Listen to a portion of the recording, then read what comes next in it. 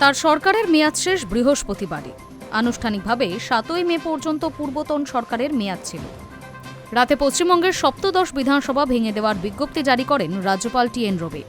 অর্থাৎ বিধানসভার অস্তিত্বও আর নেই। তবে মমতা বন্দ্যোপাধ্যায় আছেন মমতা বন্দ্যোপাধ্যায়তে। এখনও সমাজ মাধ্যমে তিনি নিজের পরিচয় পরিবর্তন করেননি। এখনও সেখানে নিজেকে পশ্চিমবঙ্গের মাননীয় মুখ্যমন্ত্রী বলে পরিচিত করছেন। তার ফেসবুক ও ইনস্টাগ্রাম পেজ বা এক্স হ্যান্ডেল খুললেই এই পরিচয় দেখা যাচ্ছে। নামের আগে সমাজ মাধ্যমেও প্রাক্তন জুড়তে নারাজ মমতা। গত সোমবার পশ্চিমবঙ্গের বিধানসভা নির্বাচনের ফলাফল প্রকাশিত হয়েছে। 294 আসনের মধ্যে 207টি আসন বিজেপি জিতে নিয়েছে। শাসক দল তৃণমূল পেয়েছে 80টি আসন।